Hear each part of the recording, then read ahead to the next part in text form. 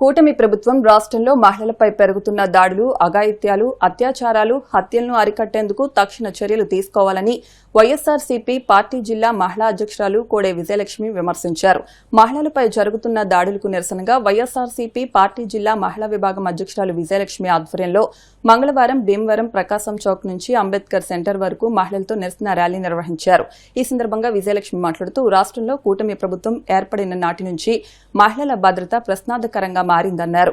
మహిళలు ఇంటి నుంచి బయటకు వెళ్లాలంటేనే భయపడాల్సిన పరిస్థితులు నెలకొన్నాయని, మహిళలపై దాడులు, లైంగిక వేధింపులు, అత్యాచారాలు, హత్యలు ఆందోళనకర స్థాయిలో పెరుగుతున్నప్పటికీ వాటిని నిరోధించడంలో ప్రభుత్వం ఏమాత్రం శ్రద్ధ చూపడం లేదని విమర్శించారు. మహిళలపై నేరాలకు పాల్పడిన వారిని కఠినంగా శిక్షించడంలో ఏమాత్రం వివక్ష చూపొద్దని, వీటన్నిటిపై కూటమి ప్రభుత్వం కళ్లు తెరిచి తన బాధ్యత నిర్వర్తించాలని అన్నారు. ఈ కార్యక్రమంలో నర్సాపురం పార్లమెంటరీ ఇన్ఛార్జ్ గూడూరి ఉమాబాల, నర్సాపురం మాజీ మున్సిపల్ చైర్మన్ బర్రె వెంకటరమణ, స్టేట్ మహిళా వింగ్ జనరల్ సెక్రటరీ కర్రా జయసరిత, స్టేట్ మహిళా వింగ్ సెక్రటరీ పాలవెల్లి మంగ, పాలకొల్లు నియోజకవర్గ మహిళా అధ్యక్షురాలు ఐనుకొండ ధనలక్ష్మి, నర్సాపురం నియోజకవర్గ మహిళా అధ్యక్షురాలు విజయ శ్యామల, లీలా నాగవల్లి, మండ పద్మావతి, ఎంపీటీసీ జూపిల్లి సత్యవతి, గొర్రెల నరసమ్మ, రాష్ట్ర బీసీ సెల్ కార్యదర్శి కోడే యుగంధర్, పట్టణ అధ్యక్షులు గాదిరాజు రామరాజు, చిగురుపాటి సందీప్ తదితరులు పాల్గొన్నారు.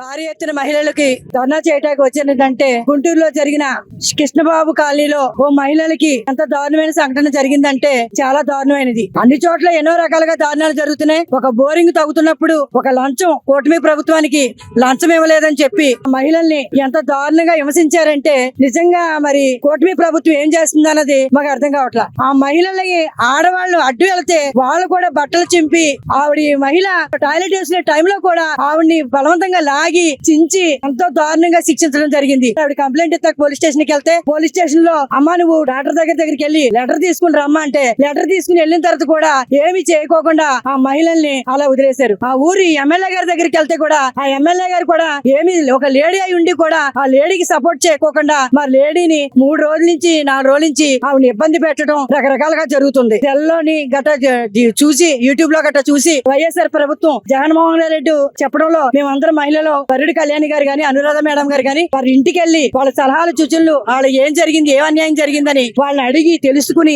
వాళ్ళకి ఏం జరిగిందంటే అమ్మ మేము ఉన్నాం, ఈ వైఎస్ఆర్ పార్టీ తరఫున జగన్ గారు అన్నగారు గాని ఈ మహిళలు గాని మేమందరం మీ ఎంట ఉంటామని సమాధానం చేసి వాళ్ళకి సమర్థించి చెప్పి మాకు 21వ తారీఖుని మహిళల ప్రతి జిల్లాలో కూడా భారీ ఎత్తున వాడికి సపోర్ట్ గా ఉంటాకి ఆ మహిళలకి ఆ కుటుంబానికి మేము రక్షణగా ఉంటామని వైఎస్ఆర్ పార్టీ తరఫున మేమందరం రాష్ట్రంలో మనకి మహిళను గౌరవించే సంస్కృతి చాలా ఎక్కువ. మహిళను చాలా ఆది పరాశక్తిగా గౌరవించుకునే మన ప్రదేశంలో గతంలో ఏనాడు చూడని విధంగా అరాచకాలు ఎక్కువైనాయి. గుంటూరులో ఈ నెల 15వ తారీఖున ఒక మహిళను నడి రోడ్డుపై వివస్త్రం చేసి ఒంటి మీద నూలు పోగు కూడా లేకుండా మరి అలా నిలబెట్టిన సంఘటన గతంలో ఏనాడు కూడా మరి సినిమాల్లో కూడా చూడలేదు. మనం ఇంతటి అరాచక పాలన కొనసాగుతుంది. గతంలో జగన్మోహన్ రెడ్డి గారు ప్రభుత్వం ఉన్నప్పుడు మహిళ బయటికి వెళ్ళినప్పుడు ఏదైనా ఇబ్బంది వస్తే దిశ యాప్ ద్వారా ఇమ్మీడియట్ గా పోలీస్ వ్యవస్థ నుంచి రక్షణ కల్పించే విధంగా జగన్మోహన్ రెడ్డి గారు రక్షణ కల్పించారు. దిశ చట్టం అవ్వకపోయినప్పటికీ కూడా దిశ పోలీస్ స్టేషన్ ఏర్పాటు చేసి ఒక అడుగు ముందుకేసారు జగన్మోహన్ రెడ్డి గారు. ఈ రోజు ఆ వ్యవస్థని పూర్తిగా నిర్వీర్యం చేసి ఒక మహిళని,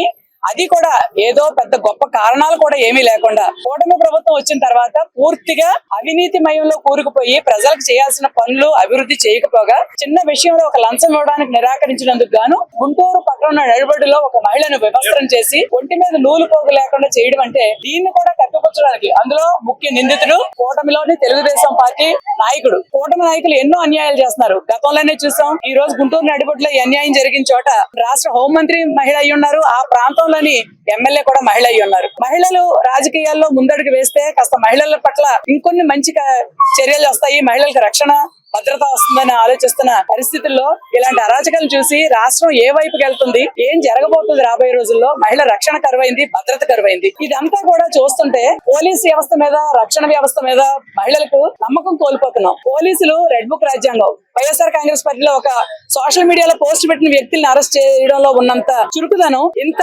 అరాచకాలు అన్యాయాలు చేస్తున్న వ్యక్తుల్ని ఎందుకు పార్టీలకి అడ్డు పెట్టుకుని కొమ్ము కాస్తున్నారు? మీరు రక్షణ వ్యవస్థ కల్పించవలసిన పోలీస్ వ్యవస్థ ఈ రెడ్ బుక్ రాజ్యాంగాన్ని ఇలాంటి ఇట్లో చిక్కుకుపోయి ఇలాంటి అమానవీయ సిగ్గుపడాల్సిన సంఘటనలు జరుగుతున్నప్పుడు కూడా చర్యలు తీసుకోకపోవడం మేము తీవ్రంగా ఖండిస్తున్నాం. వైఎస్ఆర్ కాంగ్రెస్ పార్టీ తరఫున పవన్ కళ్యాణ్ గారు మహిళలు తరలించబడుతున్నారు అని ఎన్నో మాటలు ఆయన అధికారంలోకి రాకముందు చెప్పారు. ఈ రోజు మహిళలపై జరుగుతున్న అన్యాయాలకి పవన్ కళ్యాణ్ గారిని కూడా స్పందించాల్సిందిగా కోరుతున్నాం. చంద్రబాబు నాయుడు గారు మాట్లాడితే ఏం చెప్పారంటే సిఐ వెంటనే స్పందించలేదు, కేసు కట్టలేదు, అందుకని మేము ఆయన ట్రాన్స్ఫర్ చేస్తాం. ట్రాన్స్ఫర్ చేస్తే ఏం చేస్తారు? మళ్ళీ అదే వేరే ప్రాంతాల్లో కూడా మరి ఇదే రకంగా చేస్తారు తప్పించి మనుషుల్ని ఇంకొకసారి ఇలాంటి తప్పు చేయాలంటే భయపడే విధంగా తక్షణం చర్యలు తీసుకోవాలని కూటమి ప్రభుత్వాన్ని మేము హెచ్చరిస్తూ మహిళా రక్షణ పైన మీరు పూర్తిగా సమగ్ర దృష్టిని పెట్టి మహిళా రక్షణ కల్పించాలని, మహిళలకు భద్రత కల్పించి గౌరవంగా మహిళలు తిరిగే విధంగా తక్షణం చర్యలు తీసుకోవాలని చెప్పి వైఎస్ఆర్ కాంగ్రెస్ పార్టీ మహిళా విభాగం తరపున మేమంతా కూడా డిమాండ్ చేస్తాం.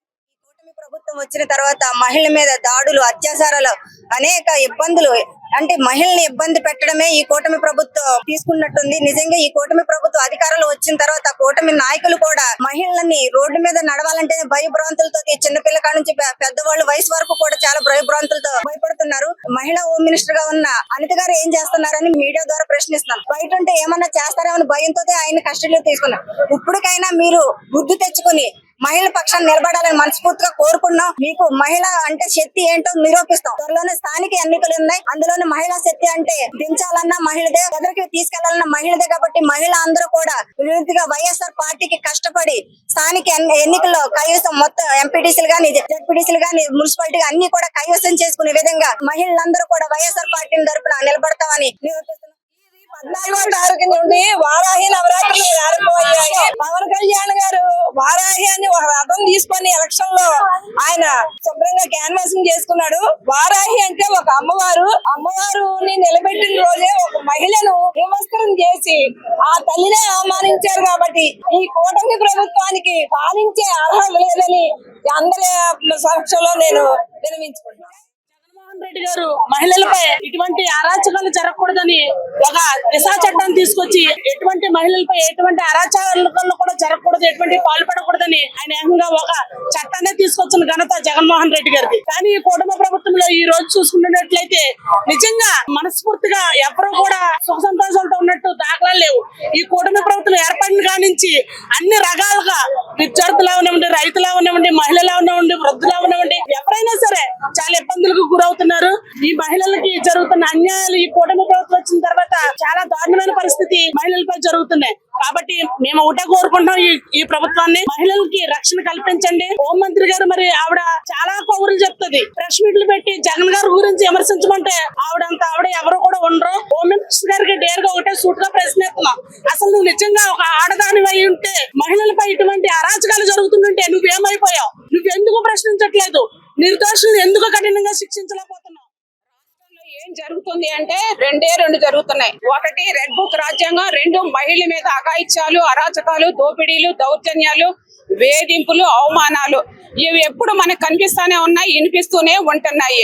మహిళలకు ఎక్కడ కూడా రక్షణ లేని పరిస్థితి ఏర్పడుతా ఉంది ఈ కూటమి ప్రభుత్వంలోనూ. మనకు రెడ్ బుక్ రాజ్యాంగాన్ని అమలు చేస్తా ఉన్నారు, అంబేద్కర్ రాజ్యాంగాన్ని కూనీ చేస్తున్నారని చెప్పి ఆయన వినతి పత్రం ఇచ్చి తగిన చర్యలు వీళ్ళ మీద తీసుకోవాలి కూటమి ప్రభుత్వం హెచ్చరిస్తా ఉన్నాం. మహిళలకు ఏదైనా అన్యాయం జరిగితే అది ఆఖరి రోజు అవుతుంది. వాళ్ళకి ఎవరైతే అన్యాయం చేశారో అని చెప్పిన ముఖ్యమంత్రి చంద్రబాబు నాయుడు గారు ఎక్కడున్నారని ప్రశ్నిస్తా ఉన్నాను. మహిళలంటే ఎన్నులో కొడుకు పుట్టాలని చెప్పి డిప్యూటీ సీఎం పవన్ కళ్యాణ్ గారు ఏం చేస్తున్నారని ప్రశ్నిస్తా ఉన్నాను. మహిళలకు ఎక్కడైనా అన్యాయం జరిగితే ఎంతటి వాళ్ళనైనా ఉపేక్షించు అని చెప్పిన హోమ్ మినిస్టర్ అనిత గారు ఎక్కడున్నారని ప్రశ్నిస్తా ఉన్నాను. మహిళలంటే వీళ్ళకి ఒక లోకుగా మాట్లాడటం, అవమానించడం ఎక్కువైపోయింది. మహిళలంటే కుటుంబ భద్రత లేదు, రక్షణ ఇచ్చే పరిస్థితి లేదు, గౌరవం లేదు. ఒక మహిళకి ఈ విధంగా జరగడం చాలా సిగ్గుచేటుగా భావిస్తున్నాము. ఏది స్వరాజ్యం వచ్చింది, స్వాతంత్రం వచ్చింది, అర్ధరాత్రి మహిళ ధైర్యంగా తిరిగినప్పుడే స్వతంత్రం అనేవారు. ఇప్పుడు అర్ధరాత్రి కాదు కదా, పగలు కూడా తిరగలేని పరిస్థితి ఏర్పడింది. ఇలాంటి పరిస్థితుల్లో ఒక ఆడవాళ్ళు ఉంటాం ఈ విధంగా జరగడం నిజంగా కూటమి ప్రభుత్వం ఏం చేస్తుందని మేము ఈ రోజు ఖండిస్తున్నాము. అక్కడ మహిళకు అన్యాయం జరిగినప్పుడు వెంటనే స్పందించాలి. కావలిలో సంఘటన జరిగినప్పుడు వెంటనే స్పందించి తగు చర్యలు తీసుకుని ఆ చేసిన వాళ్ళపై తగు చర్యలు తీసుకుని శిక్షించిన రోజు ఈ రోజు గుంటూరులో ఈ పరిస్థితికి కారణం రాదు. దోషుల్ని వెంటనే శిక్షించిన రోజు మళ్ళీ ఇంకొకరు ఇలాంటివి చేయడానికి ముందుకు రారు, సాహసించరు. ఇదే అలసిగా చేసుకుని రేపు ప్రొద్దుట ఏ మహిళ అయినా సరే రోడ్డు మీద నడవాలంటే ఎంత ధైర్యంతో నడుస్తారు. ఏదైనా ఎప్పుడైనా తప్పు జరిగినప్పుడు వెంటనే ప్రభుత్వం స్పందించి ఆ శిక్షల్ని కఠినంగా ఇదే రోడ్డుపై అందరి మహిళల మధ్య సమక్షంలో శిక్షించిన రోజు ఇలాంటి అరాచకారాలకు మళ్ళీ చేయడానికి ఎవరు కూడా సాహసించరు. మేము ప్రభుత్వాన్ని కోరుకునేది ఒకటే, సాక్ష్యాలున్నాయి కానీ స్పందించకుండా అలా ఎందుకు